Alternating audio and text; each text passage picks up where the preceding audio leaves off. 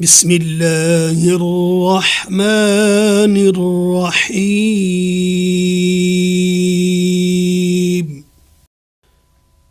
إنا نخاف من ربنا يوما عبوسا قمطريرا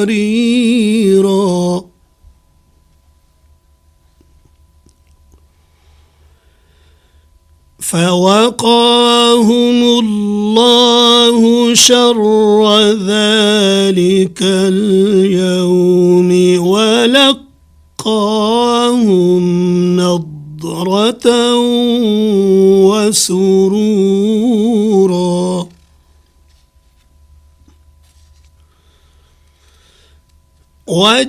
وجزاهم بما صبروا جنة وحريرا متكئين فيها على الأرائك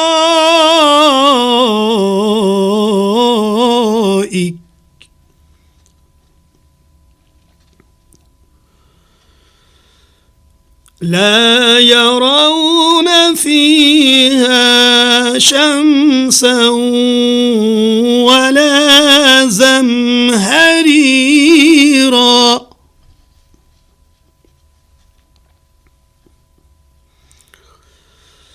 ودانية عليهم ظلالها وذللت قطوفها تذليلا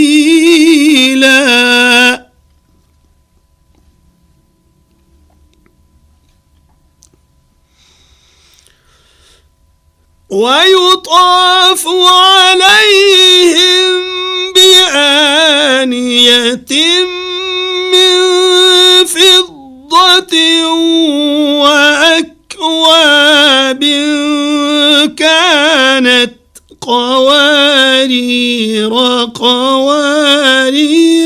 من فضة قدروها تقديرا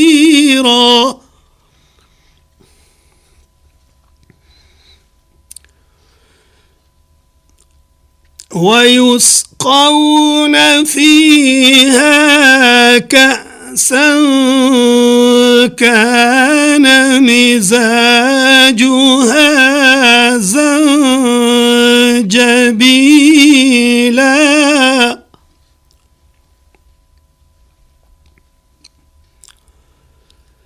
عينا فيها تسمى سلسبيلا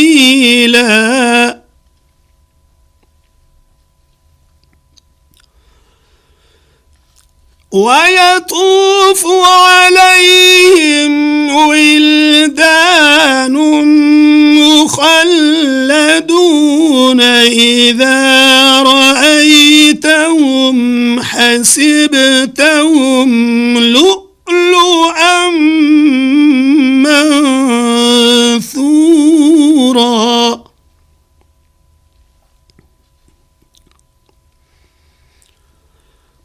وإذا رأيت ثم رأيت نعيما وملكا كبيرا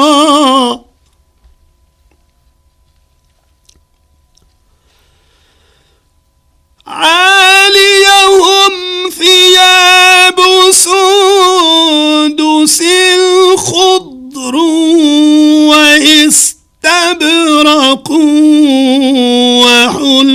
وحلوا أساور من فضة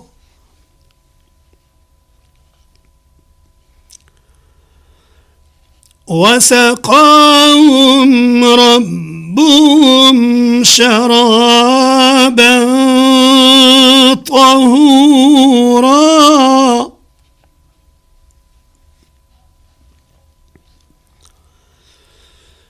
إن هذا كان لكم جزاء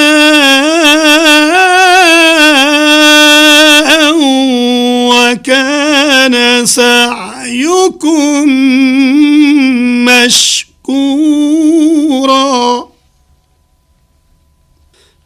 إن هذا كان لكم جزاء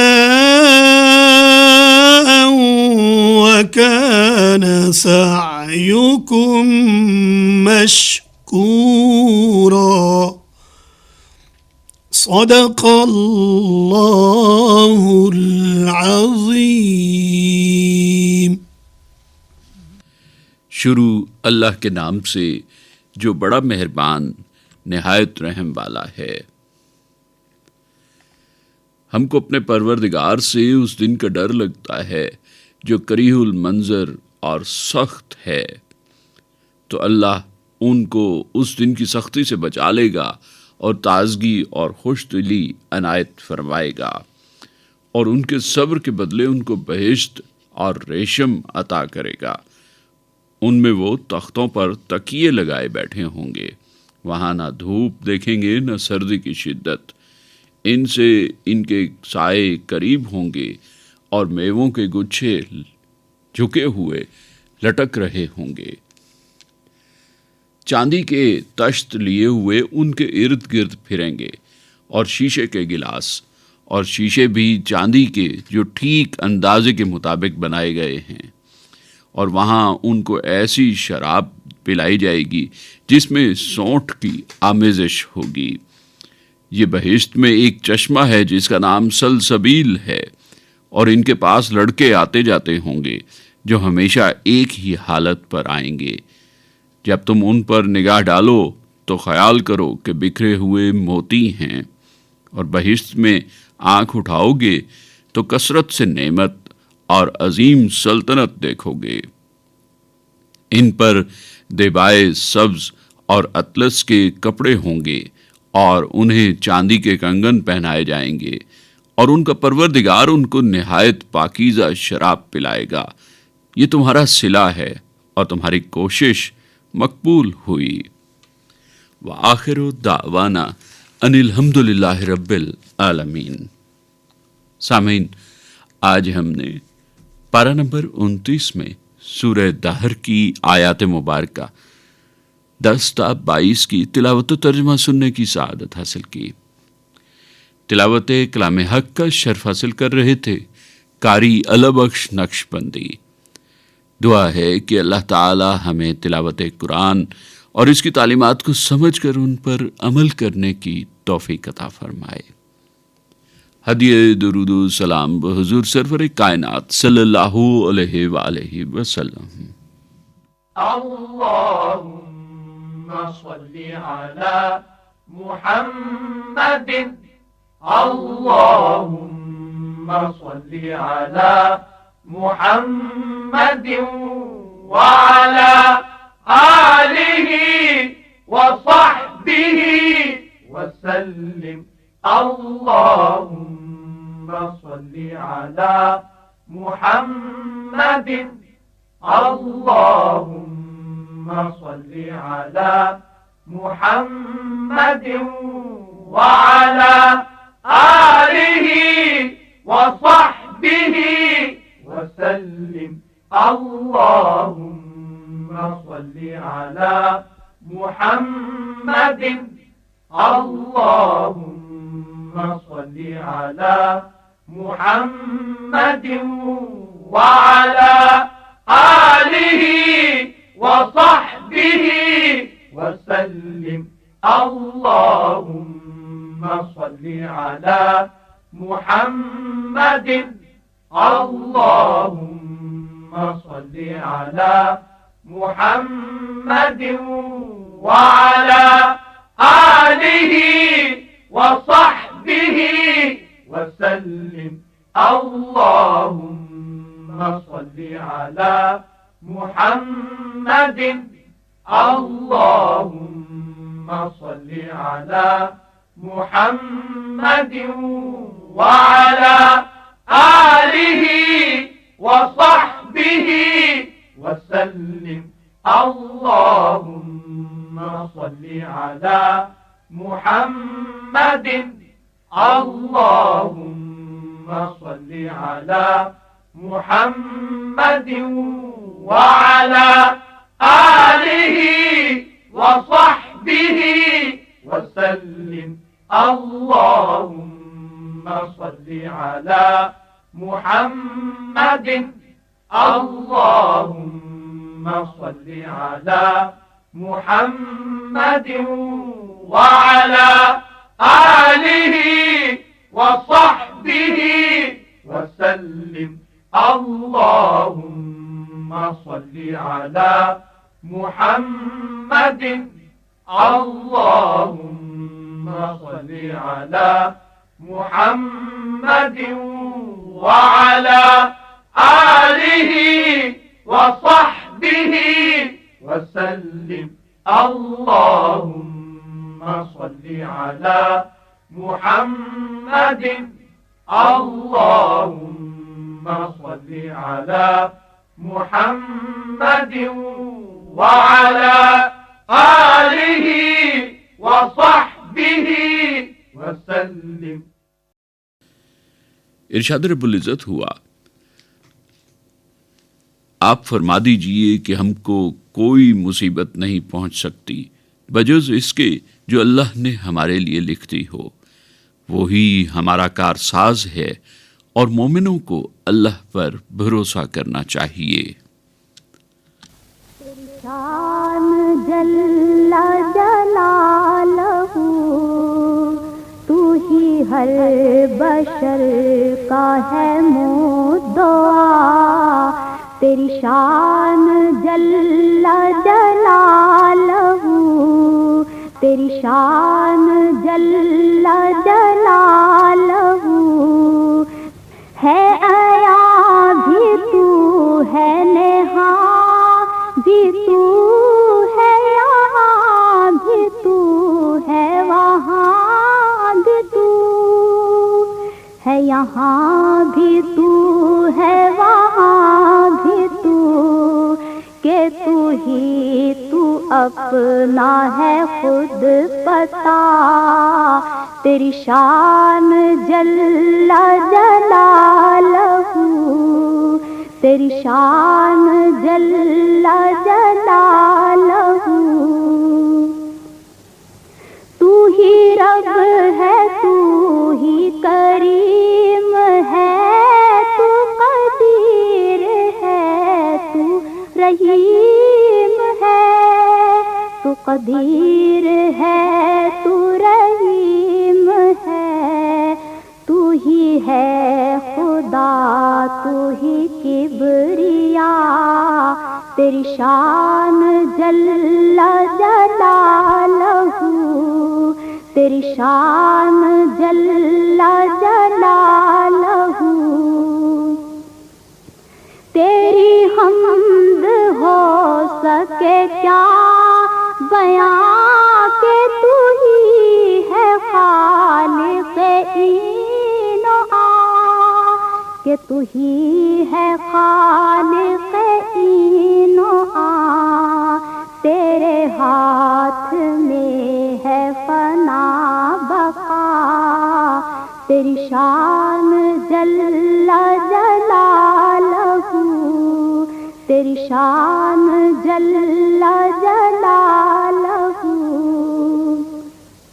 تو ہی بے کسوں کا ہے آسرا، تیری شان جل جلالہ تو ہی ہر بشر کا ہے مدعا، تیری شان جل جلالہ تیری شان جل جلالہ تیری شان جل جلالہ. حمد باری تعالی. سامعین ابھی ہم سننے کی سعادت حاصل کر رہے تھے. گلہائے عقیدت پیش کر رہی تھیں ام حبیبہ.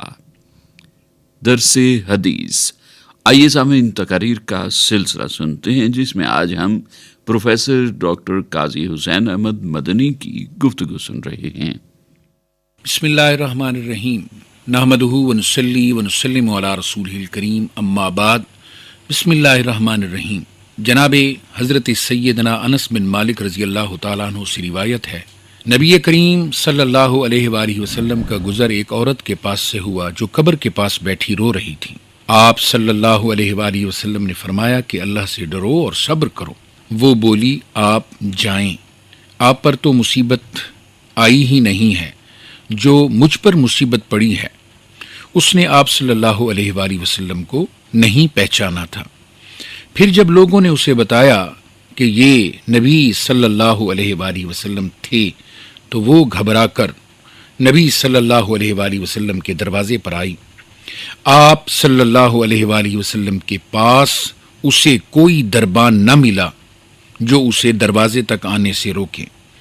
کہنے لگی، میں نے آپ کو یا رسول اللہ علیہ السلام پہچانا نہیں تھا، حضور نبی کریم مجھے معاف فرما دیجئے۔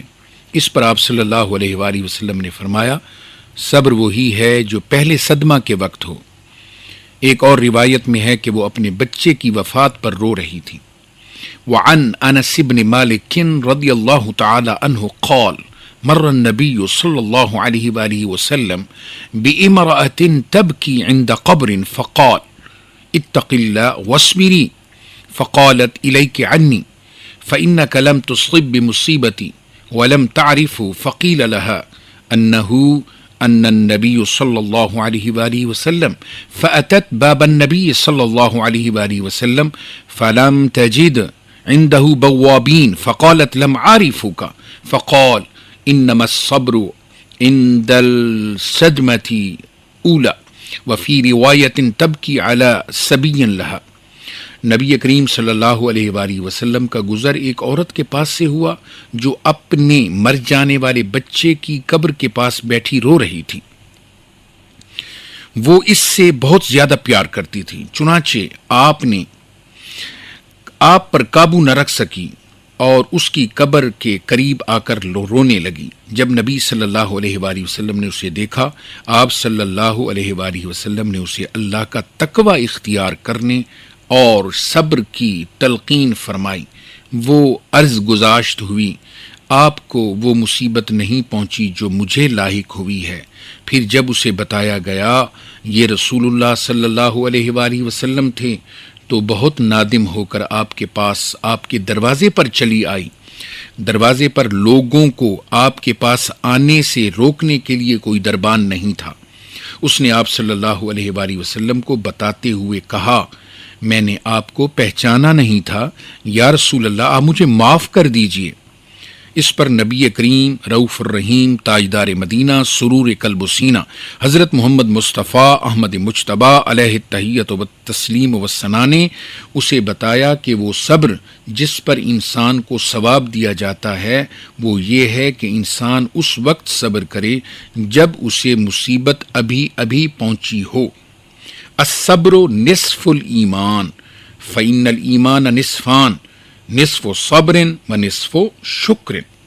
حضرت ابو ہریرہ رضی اللہ تعالیٰ عنہ فرماتے ہیں، رسول اللہ صلی اللہ علیہ وآلہ وسلم کا ارشاد پاک ہے کہ مومن کا حال اس کھیتی کی طرح ہے جسے ہوائیں الٹ پلٹ کرتی رہتی ہیں، اور مومن کو کوئی مصیبت اور بلا جب بھی آتی ہے، اور منافق کی مثال صنوبر کے درخت کی سی ہے جو لہراتا نہیں حتیٰ کہ اسے کاٹ دیا جاتا ہے۔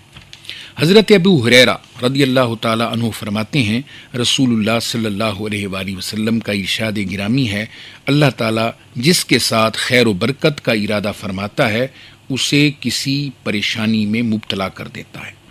حضرت انس بن مالک رضی اللہ تعالیٰ عنہ فرماتے ہیں، رسول اللہ صلی اللہ علیہ وآلہ وسلم کا ارشاد ہے، بڑی جزا بڑی بلا سے وابستہ ہے، اور اللہ تعالیٰ جب کسی قوم سے محبت کرتا ہے تو وہ اسے کسی آزمائش میں ڈال دیتا ہے، تو جو اس پر راضی رہے اس کے لیے اللہ تعالیٰ کی رضا، اور جو اس پر ناراض ہو اس کے لیے اللہ تعالیٰ کا غیظ و غضب، اور آپ کا ہی فرمان ہے کہ صدمہ اور مصیبت کے آغاز پر ہی در حقیقت صبر کیا جاتا ہے۔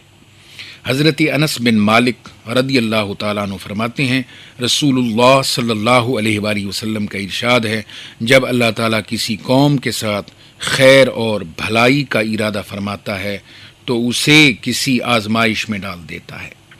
عزیزان گرامی، حضرت محمود بن لبید رضی اللہ تعالیٰ عنہ نے بھی اس حدیث کو بیان کیا ہے کہ نبی کریم تاجدار مدینہ حضور صلی اللہ علیہ وآلہ وسلم کا ارشاد پاک ہے، جب اللہ عز و جل کسی قوم سے محبت کرتا ہے تو اسے آزمائش میں ڈال دیتا ہے، اور جو اس پر صبر کرے اس کے لیے اجر، جزا اور لا منتہی جزا عطا فرماتا ہے۔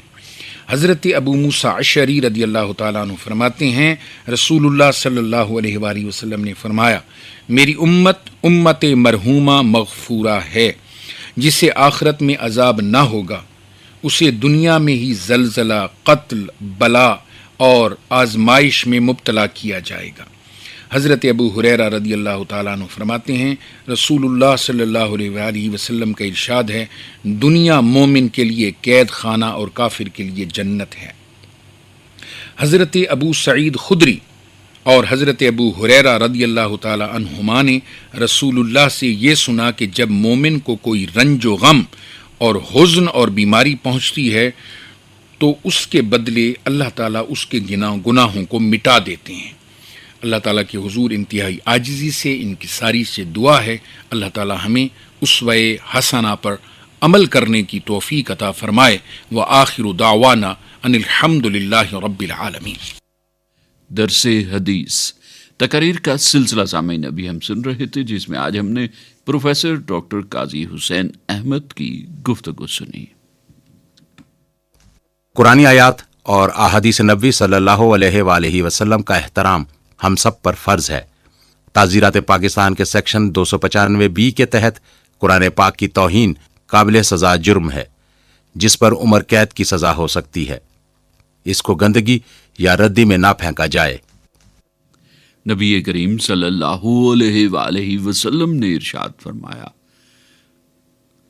بندہ حقیقت ایمانی کے رتبے پر اس وقت تک نہیں پہنچ سکتا جب تک کہ وہ دوسروں کے لیے وہی بھلائی نہ چاہے جو وہ اپنے لیے چاہتا ہے۔ مصروف روز و شب رہے لب اس دعا کے ساتھ، مصروف روز و شب رہے لب اس دعا کے ساتھ، کٹ جائے عمر عشق حبیب خدا کے ساتھ، کٹ جائے عمر عشق حبیب خدا کے ساتھ، جب تک ملے نہ اذن حضوری وہیں رہوں،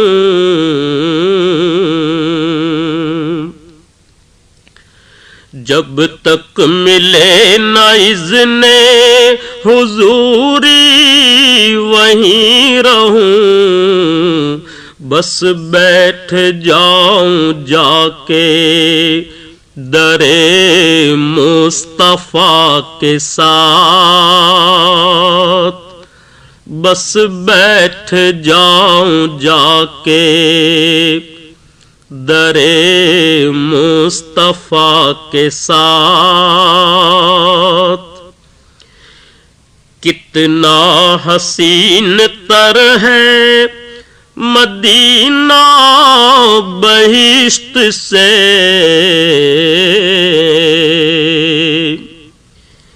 کتنا حسین تر ہے مدینہ بہشت سے، دونوں کو دیکھ لیجئے باہم ملا کے ساتھ، دونوں को देख लीजिए, बाहम मिला के साथ, होता अगर न बारे कसाफत तो ऐसा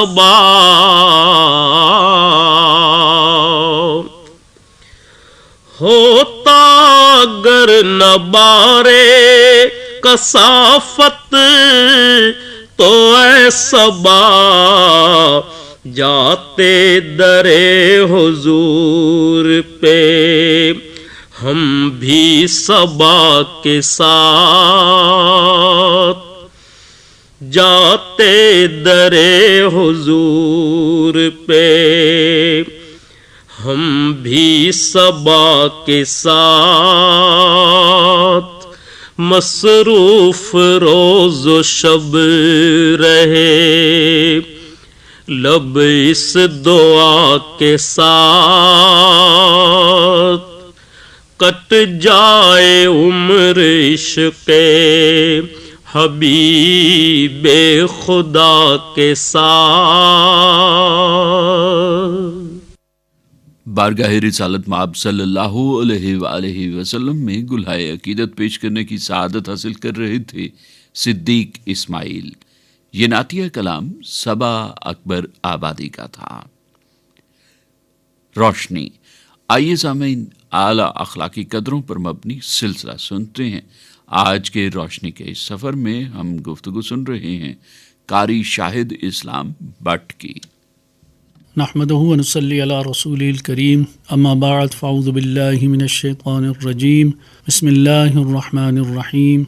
सामीन मोहतरम, शिद्दत पसंदी यानी इंसान की वो ज़हनी कैफियत है जिसमें वो किसी दूसरे शख्स या मकतब फ़िक्र की राय को क़तअन बर्दाश्त नहीं करता और उसकी मुखालफत में जायज़ व नाजायज़ की परवाह किए बग़ैर हर मुमकिना इक़दाम यहाँ तक कि झगड़ा व फ़साद से भी बाज नहीं आता। शिद्दत पसंद अपने नुक्ते नज़र से देखने का इतना आदी होता है और उसमें हक़ाइक़ को परखने या गैर जानिबदाराना रवैया अपनाने की सलाहियत ख़त्म हो जाती है।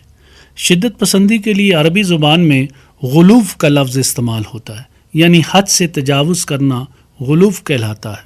अल्लामा राग़िब अल-इस्फ़हानी लिखते हैं कि मियाना रवी से निकलना और एतदाल से अलग होना गुलूव कहलाता है।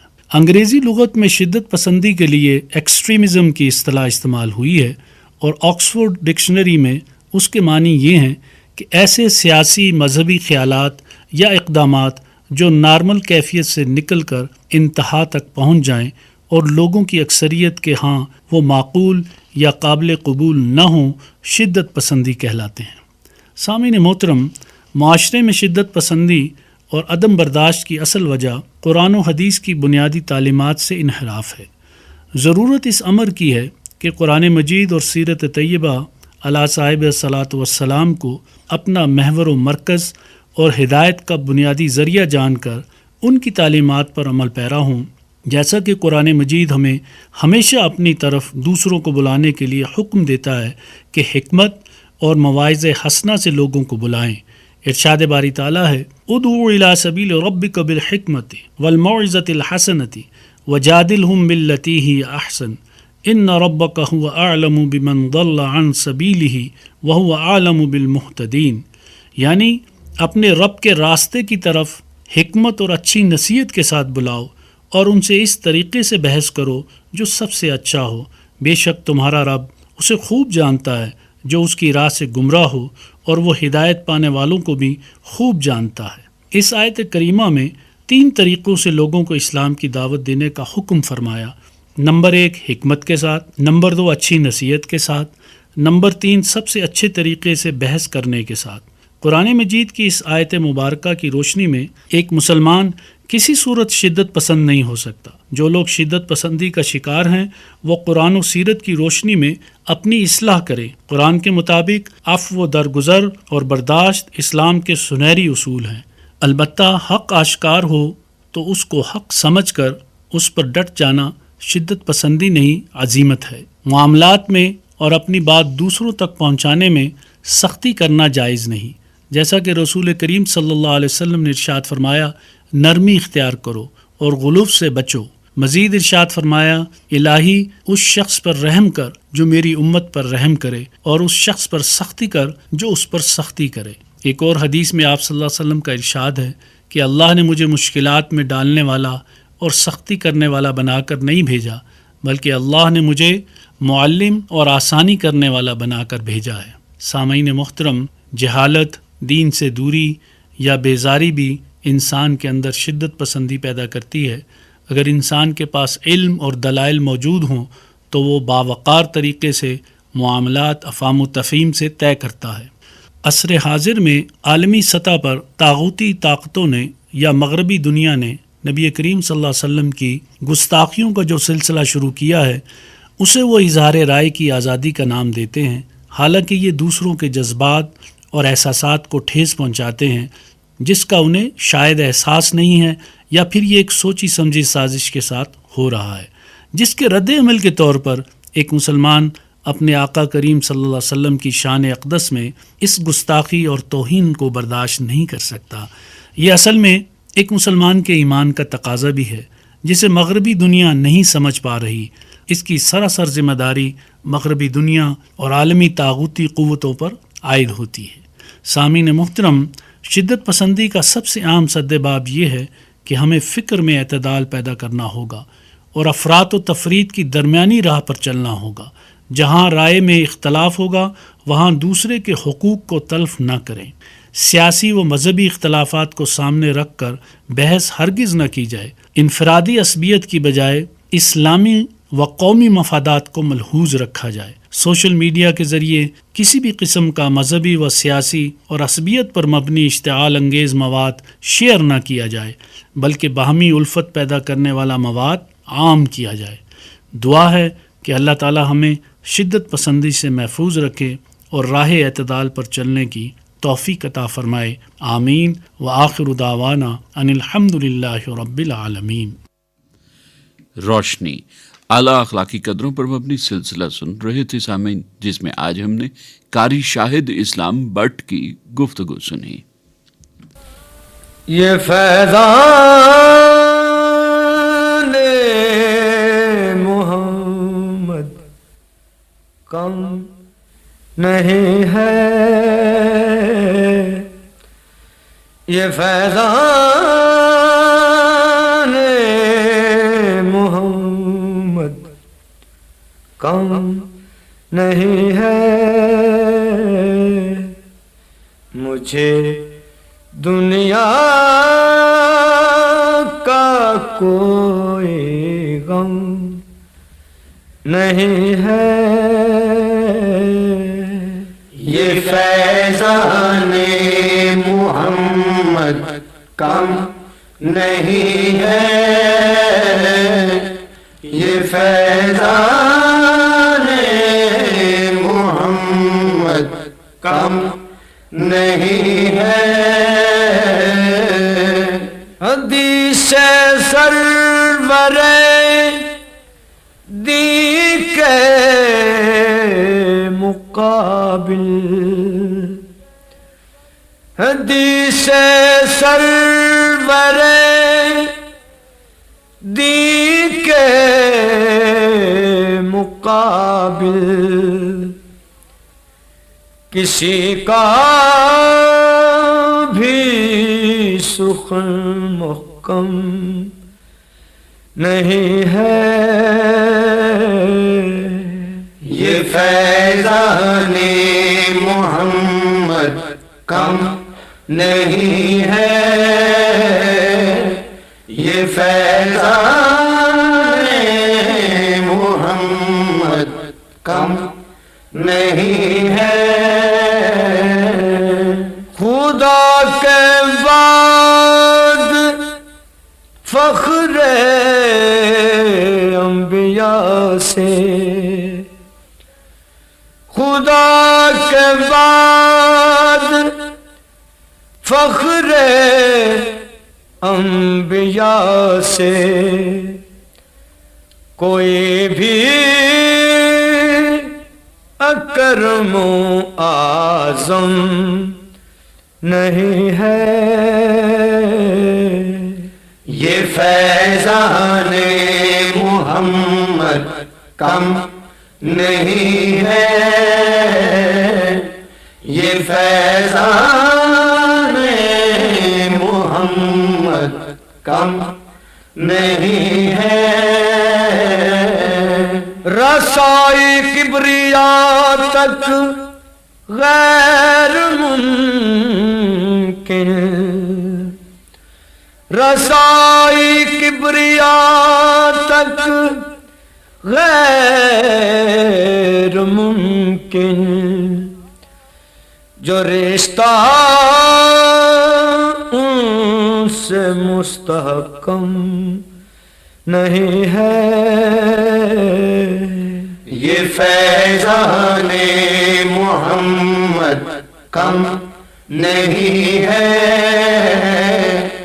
یہ فیضان محمد کم نہیں ہے، بجز خاک مدینہ زخم دل کا، بجز خاک مدینہ زخم دل کا، جہاں بھر میں کہیں مرہم نہیں ہے، یہ فیضان محمد کم نہیں ہے، یہ فیضان محمد کم نہیں ہے، یہ فیضان محمد کم نہیں ہے۔ نعت رسول مقبول صلی اللہ علیہ وآلہ وسلم سامعین ابھی ہم سننے کی سعادت حاصل کر رہے تھے۔ گلہائے عقیدت پیش کر رہے تھے محمود قادری اور ہم نوا۔ یہ نعتیہ کلام عابد نظامی کا تھا۔ آپ نے پوچھا ہے، آئیے سامعین سلسلہ سنتے ہیں جس میں آپ کے دینی و سماجی مسائل کے حوالے سے پوچھے گئے سوالات کے جوابات قرآن و سنت کی روشنی میں دے رہے ہیں مولانا ابراہیم خلیل فضلی۔ بسم اللہ الرحمن الرحیم، الحمد للہ رب العالمین، والصلاة والسلام علی اشرف الانبیاء والمرسلین وعلی آلہ واصحابہ اجمعین ومن استنى بسنته واهتدى بهديه الى یوم الدین، اما بعد۔ یہ خط ہمیں لکھا ہے منڈی بہاؤدین سے جناب مبشر صاحب نے۔ آپ نے پوچھا ہے کہ ایک قبیلہ کا آدمی کیا دوسرے قبیلے میں نکاح کر سکتا ہے؟ یعنی ایک قوم کا کوئی فرد، کوئی لڑکا کسی دوسری قوم کی یا دوسرے قبیلے کی لڑکی سے کیا شادی کر سکتا ہے؟ شریعت میں اس کے متعلق کیا احکامات ہے؟ ضرور رہنمائی کیجیے۔ اسلامی معاشرے کی سب سے پہلی اور اہم خصوصیت بلکہ اس کی بنیاد ہی انسانی مساوات پر ہے۔ سب انسان ایک نسل سے ہیں اور پوری انسانیت حضرت آدم علیہ السلام کی اولاد ہے۔ رنگ و زبان، قبیلہ، برادری، علاقہ وغیرہ انسان کی شناخت اور باہمی تعارف کا ذریعہ تو ہیں، لیکن ان کے بنیاد پر تعصب یا تفریق، تفوق یا تحقیر روا نہیں رکھا جا سکتا، بلکہ ان تمام بنیادوں پر امتیاز اور اونچ نیچ کا خیال کر کے کسی کا اپنے کو برتر اور کسی کو کمتر خیال کرنا غلط اور اسلام کے روح سے گناہ ہے۔ اس لیے کہ دین حنیف کی تو یہ تعلیم ہے کہ یا ایھا الناس اتقوا ربکم الذی خلقکم من نفس واحدۃ وخلق منها زوجها وبث منهما رجالا کثیرا ونساء، کہ لوگو اپنے پروردگار کا تقوی اختیار کرو، وہی جس نے تم کو ایک جان سے پیدا کیا، اسی سے اس کا جوڑا پیدا کیا، پھر ان دونوں کی نسل سے مردوں اور عورتوں کی بڑی تعداد دنیا میں پھیلا دی۔ اور رسول اکرم صلی اللہ علیہ وسلم نے حجۃ الوداع کے موقع پر عرفات اور منا میں بار بار یہ کلمات آپ نے ارشاد فرمائے کہ لا فضل لعربی علی عجمی ولا لابیض علی اسود الا بالتقوی، کہ عربی کو عجمی پر، عجمی کو عربی پر، سفید کو سیاہ پر اور سیاہ کو سفید پر کسی کو فضیلت اور برتری حاصل نہیں مگر بوجہ تقوی اور پرہیزگاری کے۔ کلکم بنی آدم و آدم من تراب، تم سب آدم کے اولاد ہو اور آدم مٹی سے پیدا ہوئے تھے۔ حضور نبی اکرم صلی اللہ علیہ وسلم گویا کہ اس آیت قرآنی کی تفسیر فرما رہے تھے، جس میں اللہ تبارک و تعالیٰ کا ارشاد ہوتا ہے کہ یا ایھا الناس انا خلقناکم من ذکر و انثی وجعلناکم شعوبا وقبائل لتعارفوا ان اکرمکم عند اللہ اتقاکم، لوگو ہم نے تم کو ایک مرد اور ایک عورت سے پیدا کیا اور پھر تمہاری قومیں اور قبیلے بنائے تاکہ ایک دوسرے کو پہچان کرا سکو، تم میں سب سے زیادہ عزت اور فضیلت والا اللہ کے نزدیک وہی ہے جو تم میں سے سب سے زیادہ تقوی والا ہے۔ یعنی معیار فضیلت کنبہ و قبیلہ کا اختصاص نہیں، بلکہ وہ تمام تعریفات جو انسانوں نے باہم برتری کے اظہار کے لیے وضع کر رکھی ہیں بے معنی ہے۔ اسلام دولت اور رفاہیت کو وجہ اعزاز اور اعتزاز قرار نہیں دیتا، اس لیے کہ بہت ممکن ہے کہ جس کے پاس بے اندازہ دولت ہو، اخلاقی لحاظ سے قلاش اور بظاہر معزز اور اعلیٰ خاندان سے تعلق رکھنے والا فضائل و عادات کے اعتبار سے انتہائی پست ہو۔ قرآن کریم اور صاحب قرآن حضرت محمد رسول اللہ صلی اللہ علیہ وسلم کی تعلیمات تو یہ ہے کہ کوئی دنیاوی تفریق انسانوں کو عزت و ذلت کے دو گروہوں میں تقسیم نہیں کر سکتی۔ قلب اور روح کی پاکیزگی اور ان میں موجزن تقوی اور پرہیزگاری کے جذبات کے سوا کوئی چیز نہیں جس سے انسانیت کو نمایاں اور انسان کو دوسروں پر ترجیح اور فوقیت دیا جا سکے۔ چنانچہ رسول اکرم صلی اللہ علیہ وسلم نے حجۃ الوداع کے موقع پر با وضاحت اور صراحت فرمایا، مومن متقی اللہ تعالیٰ کے ہاں عزت والا ہے اور فاسق اور فاجر اللہ کے نزدیک ذلیل و حقیر ہے۔ لہذا ان اونچ نیچ کو خیال رکھتے ہوئے اگر کوئی خاندان اپنے آپ کو دوسرے خاندان سے اعلیٰ سمجھے یا کوئی اپنے آپ کو برتر اور دوسرے کو کمتر سمجھتے ہوئے شادی بیاہ جیسی مقدس رشتے میں بھی اگر اس اونچ نیچ کو روا رکھے گا، وہ قطعی طور پر شریعت کی نگاہ میں درست نہیں ہے، اور رسول اللہ صلی اللہ علیہ وسلم اور صحابہ کرام رضوان اللہ علیہم اجمعین کا پورا سیرت و کردار اس بات کی گواہی ہے کہ وہ ما سوائے للہیت، ما سوائے تقوی پرہیزگاری اور ما سوائے دین پر عمل کرنے کے باقی کسی چیز کو بھی وہ خاطر میں نہیں لاتے تھے۔ جیسے حضرت بلال حبشی رضی اللہ تعالی عنہ حبش کا رہنے والا آزاد شدہ غلام، لیکن اللہ تعالی نے جو ان کو عزت اور جو ان کو مرتبہ عطا فرمایا کہ دنیا میں ہی بتا دیا۔ نبی کریم صلی اللہ علیہ وسلم نے معراج کی رات واپس تشریف لانے کے بعد آپ نے بلال سے کہا، یا کسی اور دوسرے موقع پہ آپ علیہ صلاۃ والسلام جنت کے سیر کو حالت نیند میں آپ تشریف لے گئے، اور واپس آنے کے بعد حضرت بلال سے کہا کہ بلال کیا بات ہے، تمہاری کون سی نیکی ہے کہ جس کی وجہ سے میں نے جنت میں اپنے آگے آگے تمہارے جوتوں کی آہٹ سنی، کیا تمہارا عمل ہے؟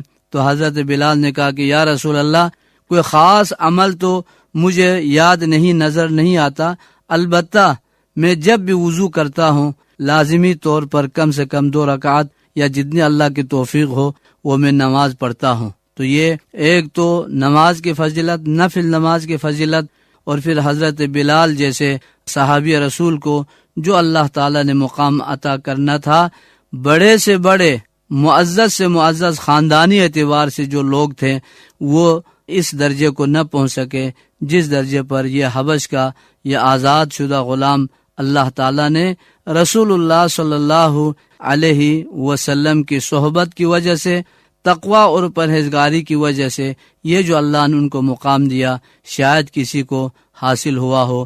اور سب سے بڑا یہ کہ یہ مؤذن رسول کہلائے، رسول اللہ صلی اللہ علیہ وسلم کے زمانے میں بھی اور بعد میں بھی آپ رضی اللہ عنہ اذان دیتے رہے۔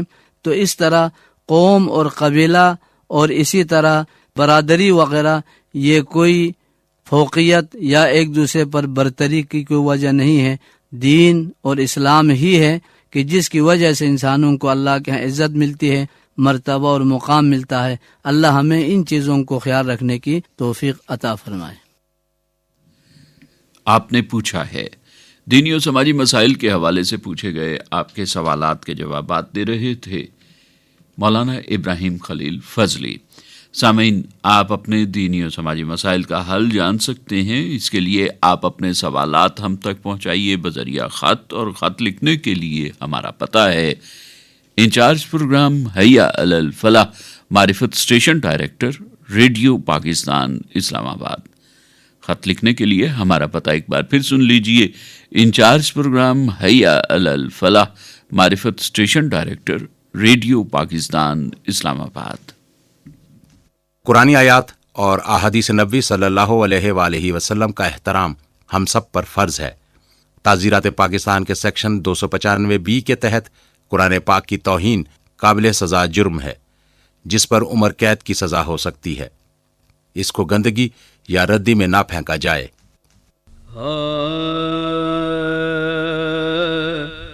زمین محترم ہے، آسمان محترم ہے، زمین محترم، آسمان محترم ہے، مدینے کا سارا جہاں محترم ہے، مدینے کا سارا جہاں محترم ہے، زمین محترم، تیرا نام بھی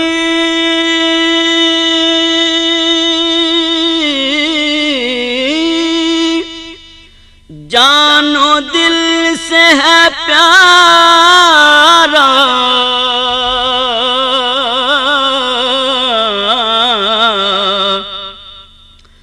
تیرا نام بھی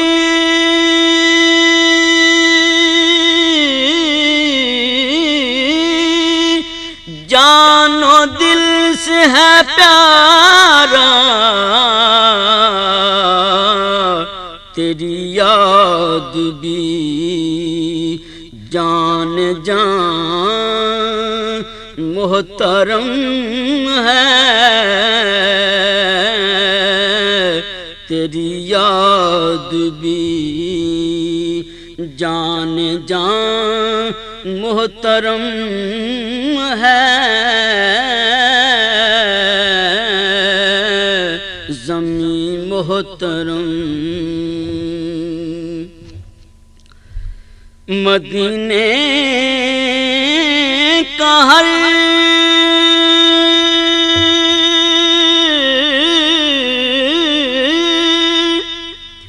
قافلہ ہے مکرم،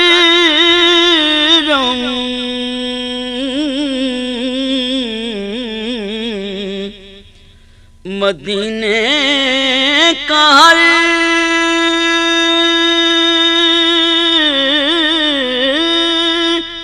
قافلہ ہے مکرم،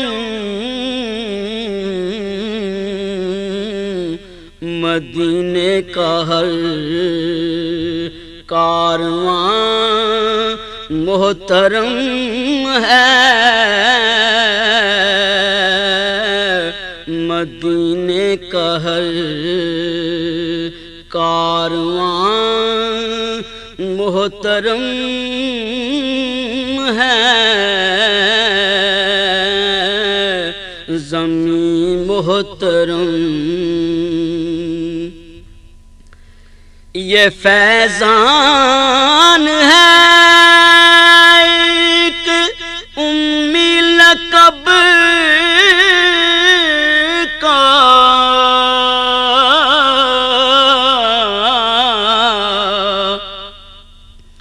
یہ فیضان ہے ایک امی لقب کا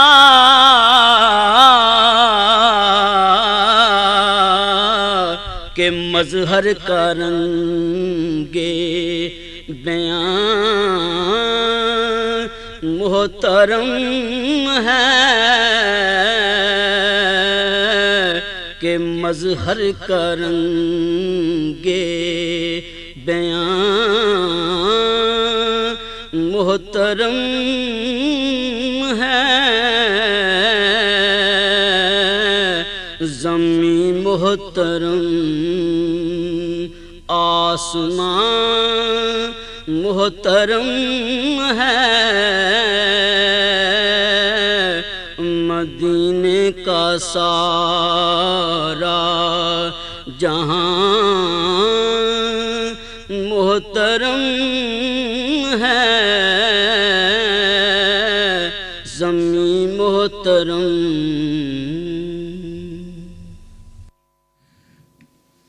ہدیہ نعت بحضور سرور کائنات صلی اللہ علیہ وآلہ وسلم پیش کرنے کی سعادت حاصل کر رہے تھے محمد نذیر سیالوی. یہ نعتیہ کلام حافظ مظہر الدین کا تھا. قرآنی آیات اور احادیث نبوی صلی اللہ علیہ وآلہ وسلم کا احترام ہم سب پر فرض ہے. تعزیرات پاکستان کے سیکشن 295B کے تحت قرآن پاک کی توہین قابل سزا جرم ہے جس پر عمر قید کی سزا ہو سکتی ہے. اس کو گندگی یا ردی میں نہ پھینکا جائے. دینی تعلیمات پر مبنی پروگرام حیا علی الفلاح سامعین آپ سن رہے ہیں. قرآن حکیم اور ہماری زندگی. آئیے سامعین سلسلہ سنتے ہیں جس میں آج ہم سورہ انعام کی آیات مبارکہ 106 اور 107 میں بیان مضامین کے حوالے سے گفتگو سنتے ہیں. مقرر ہیں قاری ارشد یامین. نحمدہ و نصلی علی رسولہ الکریم. اما بعد فاعوذ باللہ من الشیطان الرجیم. بسم اللہ الرحمن الرحیم. آج کا پروگرام قرآن حکیم اور ہماری زندگی سورۃ الانعام کی 2 آیات 106 اور 107 پر مشتمل ہے. پہلے آپ تلاوت اور ترجمہ سماعت فرمائیے، بعد میں انشاءاللہ تعالی ان آیات کی کچھ تشریح کی جائے گی. اعوذ باللہ من الشیطان الرجیم. بسم اللہ الرحمن الرحیم. اتبع ما اوحی الیک من ربک لا الہ الا ہو وعرض عن المشرکین ولو شاء اللہ ما اشرکوا وما جعلناک علیہم حفیظا وما انت علیہم بوکیل. صدق اللہ العظیم و صدق رسولہ النبی الکریم. ان آیات کریمہ کا ترجمہ یہ ہے: آپ اس وحی کی پیروی کیجئے جو آپ صلی اللہ علیہ وسلم پر وحی کی جاتی ہے، وہ وحی ربانی جو آپ کے پالنے والے پروردگار نے نازل فرمائی ہے. صدق اللہ العظیم و صدق رسولہ النبی الکریم. ان آیات میں خالق ارض و سما نے فریضہ خاتم الانبیاء صلی اللہ علیہ وآلہ وسلم، ربوبیت باری تعالیٰ، توحید پر دلیل وحی ربانی، حصر الوہیت باری تعالیٰ، اعراض کرنے کی وجوہات، تسلی خاتم الانبیاء صلی اللہ علیہ وآلہ وسلم کے مضامین بیان فرمائے ہیں. ارشاد باری تعالیٰ ہے: انک لمن المرسلین علی صراط مستقیم. بے شک آپ من جملہ پیغمبروں میں سے ہیں اور سیدھے راستے پر ہیں. آپ حضرات انبیاء میں سے ہیں، یعنی جو سلسلہ نبوت حضرت آدم سے شروع ہوا تھا وہ آپ کی ذات اقدس پر آ کر ختم ہوا. آپ سے پہلے انبیاء کرام علاقائی اور قومی نبی تھے. آپ صلی اللہ علیہ وآلہ وسلم کو اللہ تعالیٰ نے عالمگیر نبوت عطا فرمائی. صورت فاتحہ میں اوصاف باری تعالیٰ بیان کرنے کے بعد خالق ارض و سما نے رابطہ بین الخالق والمخلوق بیان فرمایا ہے، اور پھر مضمون درخواست بجناب رب السماوات والارض میں ہدایت کی درخواست، اے اللہ تعالیٰ ہمیں صراط مستقیم کی ہدایت عطا فرما دے، ہم تجھ سے ہدایت کو طلب کرتے ہیں۔ سورہ یاسین میں ارشاد فرمایا علی صراط مستقیم، آپ صراط مستقیم پر ہیں، صراط مستقیم آپ کا طریق ہے۔ لقد کان لکم فی رسول اللہ اسوۃ حسنہ، ایسے شخص کے لیے جو اللہ اور روز آخرت سے ڈرتا ہو اور کثرت سے ذکر الہی کرتا ہو، رسول اللہ صلی اللہ علیہ وسلم کی زندگی ایک عمدہ نمونہ ہے۔ لمن کان یرجو اللہ والیوم الآخر وذکر اللہ کثیرا، حضور اکرم صلی اللہ علیہ وسلم کی زندگی کو مومنین کے لیے ایک نمونہ قرار دیا گیا ہے۔ ارشاد باری تعالیٰ ہے وَمَن يُطِعِ الرَّسُولَ فَقَدْ أَطَاعَ اللَّهَ، اسی طرح جس شخص نے رسول اللہ صلی اللہ علیہ وسلم کی اطاعت کی اس نے اللہ کی اطاعت کی۔ یہ وہی صراط مستقیم ہے جس کی صورت فاتحہ میں درخواست کی گئی تھی۔ خالق ارض و سما ارشاد فرماتے ہیں وَإِنَّكَ لَعَلَىٰ خُلُقٍ عَظِيمٍ، بے شک آپ اخلاق کے اعلیٰ ترین مرتبے پر فائز ہیں۔ حضور اکرم صلی اللہ علیہ وسلم نے اس کی تشریح کرتے ہوئے ارشاد فرمایا بُعِثْتُ لِأُتَمِّمَ مَكَارِمَ الْأَخْلَاقِ، مجھے مکارم اخلاق کی تکمیل کے لیے بھیجا گیا ہے۔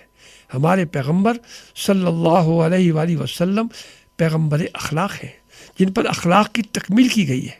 ہمیں بھی سوچنا چاہیے کہ پیغمبر اخلاق کی امت ہوتے ہوئے ہم میں اخلاق کی کمی کیوں ہے۔ بی بی عائشہ صدیقہ رضی اللہ تعالیٰ عنہا نے فرمایا کان خلقہ القرآن، آپ کا اخلاق قرآن مجید تھا، آپ کی خوشنودی قرآن مجید کی خوشنودی کے ساتھ اور آپ کی ناراضگی قرآن مجید کی ناراضگی کے ساتھ تھی۔ گویا کہ قرآن مجید آپ کی مستند سیرت ہے، آپ کی تبلیغ دین لا الہ الا ہو حصر الوہیت باری تعالیٰ، خالقیت باری تعالیٰ وحدہ لا شریک ہے، وہ معبود برحق ہے۔ شرک سے اعراض اور اجتناب کی تلقین کی جا رہی ہے۔ اللہ تعالیٰ کو اگر تکوینی طور پر منظور ہوتا کہ سب مسلمان ہو جائیں تو یہ شرک نہیں کر سکتے۔ ان کی بدعنوانیوں سے اللہ تعالیٰ کو یہ منظور نہ تھا، بلکہ مقصود یہ تھا کہ ان کو ان کے عقائد بد کی وجہ سے سزا دی جائے، اس لیے ایسا نہیں ہوا۔ حضور اکرم صلی اللہ علیہ وسلم کو تسلی دی جا رہی ہے کہ آپ ان کی فکر میں نہ پڑیے، آپ کو نہ تو ان کے اعمال کا نگران بنایا گیا ہے اور نہ ہی آپ ان کے اعمال کی وجہ سے انہیں عذاب پہنچانے کے مختار ہیں، اس لیے آپ کو کوئی تشویش نہیں ہونی چاہیے۔ آئیے مل کر دعا کریں کہ اللہ تعالیٰ ہمیں قرآن مجید پڑھنے کی، سمجھنے کی اور اس پر پورے طریقے سے عمل پیرا ہونے کی توفیق عطا فرمائے۔ وآخر الدعوانا ان الحمد للہ رب العالمین۔ قرآن حکیم اور ہماری زندگی سلسلہ سامعین ابھی ہم سن رہے تھے، جس میں آج ہم نے سورہ انعام کی آیات مبارکہ 106 اور 107 میں بیان مضامین کے حوالے سے قاری ارشد یامین کی گفتگو سنی۔ زمین آپ کی، آسمان آپ کا، آپ سب کے ہیں سارا جہاں آپ کا، زمین آپ کی، آسمان آپ کا، آپ سب کے ہیں سارا جہاں آپ کا، دونوں عالم پہ ہے آپ کی خسروی، دونوں عالم پہ ہے آپ کی خسروی، ہے مکان آپ کا، لامکان آپ کا، ہے مکان آپ کا، لامکان آپ کا، یہ عبادت عبادت کی معراج ہے، یہ عبادت کی معراج ہے، نام ہر دم ہو ورد زباں آپ کا، نام ہر دم ہو ورد زباں آپ کا، دشمنوں پر بھی لطف و کرم کی نظر، دشمنوں پر بھی لطف و کرم کی نظر، فیض اپنوں پہ بھی بے کراں آپ کا، فیض اپنوں پہ بھی بے کراں آپ کا، آپ صادق مثالی ہے یکتامی، آپ صادق مثالی ہے یکتامی، ایک ایک قول ہے ترجمہ آپ کا، ایک ایک قول ہے ترجمہ آپ کا، ہے سبھی کچھ طفیل حزین کے لیے، ہے سبھی کچھ طفیل حزین کے لیے، آسرا شاہ کونو مکان آپ کا، آسرا شاہ کونو مکان آپ کا، زمین آپ کی آسمان آپ کا،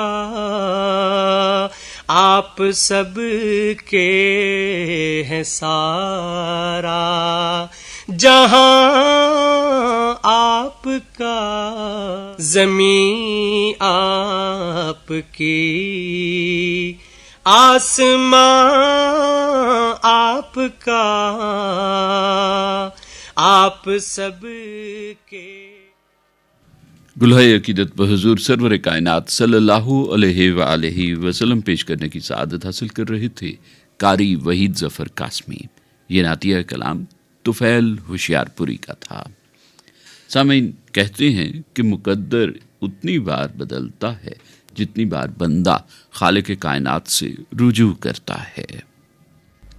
الحمدللہ رب العالمین، اللہم صلی علی محمد وعلی آل محمد كما صليت على إبراهيم وعلى آل إبراهيم إنك حميد مجيد، اللهم بارك على محمد وعلى آل محمد كما باركت على إبراهيم وعلى آل إبراهيم إنك حميد مجيد۔ اے اللہ، ہمارے ملک میں اتحاد و اتفاق کی فضا پیدا کر دے۔ اے اللہ، ہم تمام مسلمانوں کو آپس میں متحد اور متفق ہونے کی توفیق عطا فرما دے۔ ہر طرح کے اختلاف، افتراق اور انتشار جو ہے ہمارے دلوں سے ختم کر دے۔ ہم آپس میں بھائی بھائی بن کر رہیں، کسی کو کوئی تکلیف نہ پہنچائیں، کسی کی دل آزاری نہ کریں، کسی کو دکھ نہ دیں۔ ہم سب بھائی بھائی ایک دوسرے سے محبت کریں تو ہم نے یہ اتفاق کی، محبت کی، اخوت کی فضا پیدا کر دے۔ اے اللہ، ہم صحیح معنی میں ہمیں مسلمان بنا دے کہ ہم مسلمان بھائی بن جائیں۔ اے اللہ، جو ہماری تکالیف ہیں، پریشانیاں ہیں، مصیبتیں ہیں، ان کو رفع کر دے، ان کو دور کر دے۔ اے اللہ جو بے روزگار ہیں ان کو روزگار عطا فرما دے کہ وہ صحیح معنی میں حلال کمائی کے ذریعے سے اپنے اور اپنے بچوں کی پوری طرح ضرورت پوری کر سکیں، ان کی کفالت کر سکیں۔ اے اللہ جو مصیبتوں میں مبتلا ہیں ان کے اوپر کہیں قرض کا بوجھ لدا ہوا ہے یا کسی اور قسم کی مصیبت میں لگے ہیں، اے اللہ ان کی مصیبتوں سے نجات دلا دے، آمین ثم آمین۔